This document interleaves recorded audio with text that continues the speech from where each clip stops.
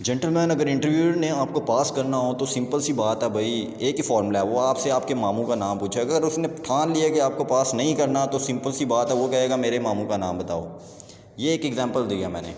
बहुत ज़्यादा interview conduct करने के बाद एक बंदे ने एक बात को एनालाइज़ किया कि इंटरव्यूअर बाकी जो पैनल बैठा होता था और जो पांचवा बंदा एनालाइज़ कर रहा होता उस पैनल में बैठ के, उसने ये एनालाइज़ किया कि काफ़ी ज़्यादा इंटरव्यूज़ में एक बात कॉमन थी कि जो कैंडिडेट्स हाईएस्ट मार्क्स लेते थे इंटरव्यू में, वो बच्चे होते थे जो कि लुक्स वाइज बहुत अच्छे होते थे। ऐसे कैंडिडेट्स को इंटरव्यूअर बहुत मार्क्स देते थे।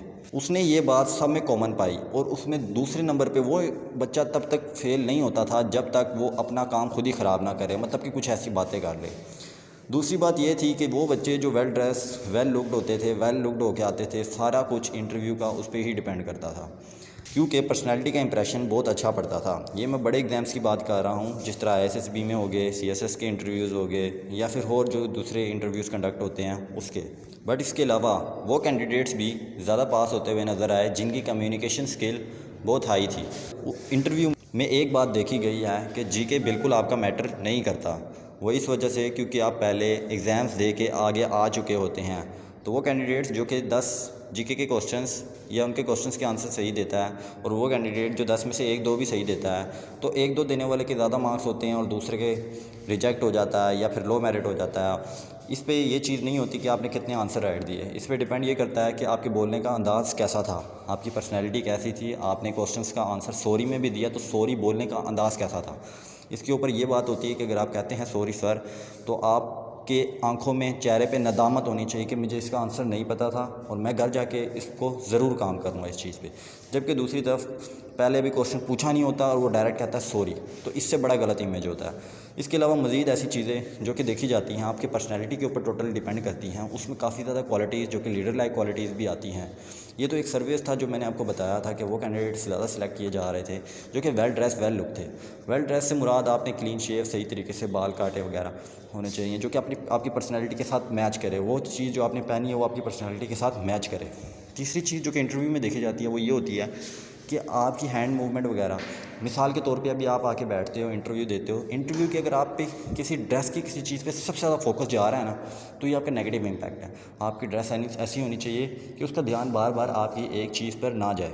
फॉर एग्ज़ाम्पल, आपने टाई एक डिफरेंट कलर की पहनी होती है, तो उस पर अगर उसका ज़्यादा ध्यान जाता है तो इसका मतलब ये आपका नेगेटिव इम्पैक्ट है। आपकी ड्रेसिंग सिंपल और अच्छी होनी चाहिए। तो ये भी एक चीज़ बहुत ज़्यादा मैटर करती है आपकी इंटरव्यू में। ये जो बातें मैं आपके साथ कर रहा हूँ, ये डिफरेंट ब्यूरोक्रेट्स या अपनी बुक्स में लिखी गई उन बातों को मैं पढ़ के तैनी आपको बता रहा हूँ। आई होप कि आप मेरी बातों को अंडरस्टैंड कर चुके होंगे। मैंने डायरेक्ट टू द पॉइंट्स, घुमा फिरा के मैंने कोई बात नहीं की, डायरेक्ट टू द पॉइंट काफ़ी पॉइंट्स आपके आगे रखे हैं, जो कि आपको अगर ऐसी कोई और वीडियो बनाता कोई सोशल मीडिया पर, तो वो इस वीडियो पे कम से कम भी 30 मिनट्स लगाता वो बताने में।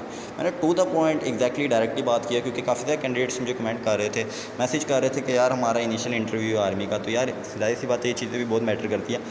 हालांकि मैंने भी खुद ही ज़्यादा से ज़्यादा बुक्स पढ़ी हैं और मैंने दूसरों के ब्यूरोक्रेट्स के इंटरव्यू सुने हैं, ISSB ऑफिसर्स के इंटरव्यू सुने हैं, तो उन्होंने ये कहा है कि यार जो होता है ना, आपकी ये चीज़ें काफ़ी मैटर करती हैं। तो मैंने आपको उनमें से कुछ चीज़ें बताई हैं। यार मैटर तो बड़ा कुछ करता हुआ, आपकी पर्सनैलिटी, आपकी ग्रूवमेंट पे ये कुछ चंद दिनों में आप चीज़ें नहीं सिर्फ हासिल कर सकते, ये आपकी आदत का हिस्सा बन जाती है। देखें, ये इस तरीके से होता है कि आप इंटरव्यू देने जाते हैं, वो आप खुद ब खुद वो मूवमेंट कर रहे होते हैं। अगर आप मेरी वीडियो को देख के आप ये सोचेंगे कि मैं ऐसा करूँगा तो मैं सिलेक्ट हो जाऊँगा, इम्पॉसिबल। आप वहाँ पे जाके बिल्कुल कंफ्यूज और सब कुछ भूल जाएंगे। अगर आपसे कहते हैं ना मैं राइट से बैठूँ लेफ्ट पे उठूँगा, तो ऐसा आप कर ही नहीं सकोगे। उधर जाके आपकी कन्फ्यूजन बिल्कुल चेंज हो जाएगा सिचुएशन। दूसरी बात मैं आपको एक बता दूं कि इंटरव्यू में अगर आपसे एकेडमिक के क्वेश्चन किए जाते हैं, चूँकि आप वो पास करके आ चुके हैं, तो अगर आपसे किए जाते हैं तो वो मैटर नहीं करते। मैं आपको बता रहा हूँ, मैटर नहीं करते। वो मैटर इसलिए करते हैं कि आप जब उनका आंसर सही नहीं देते तो आपकी जो साइकोलॉजी है, जो साथ कैप्टन साइक बैठा होता है, या फिर CSS के इंटरव्यू, डिफरेंट इंटरव्यूज़, यार PPSC, lecturette, sub inspector, FIA के, ये डिफरेंट एग्ज़ाम्स के, मतलब कि एग्ज़ाम्स काफ़ी ज़्यादा होते हैं, उनके इंटरव्यू होते हैं, सब में ये चीज़ें होती है। साइक लाजमी बैठा होता है, चाहे वो कोई भी FBR के इंटरव्यूज़ हों, उसमें FIA के, सब में बैठे होते हैं, पुलिस डिपार्टमेंट के। तो वो आपकी ये चीज़ों को देख रहे होते हैं कि आपकी आंखों में, आपकी हैंड मूवमेंट में क्या चीज़ें आ रही हैं। जब आप कंफ्यूज होते हैं कि नहीं, आप किसी क्वेश्चन का जवाब देते हुए अगर आपको नहीं आता तो आप कैसे देते हैं, आपने उसको देना ऐसी तरीके से ताकि आपका इंप्रेशन अच्छा जाए। वो जब आपसे क्वेश्चन करेंगे साथ साथ आप कंफ्यूज होते जाएंगे तो वो आपका इंटरव्यू खुद ब खुद बुरा हो जाएगा।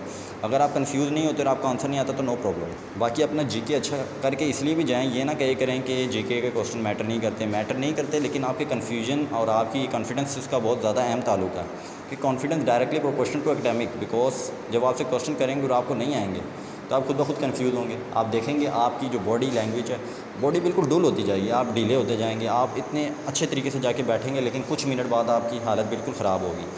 तो आप प्रिपेयर लाजमी करें। Preparation is the key to success. Preparation के बगैर कुछ नहीं।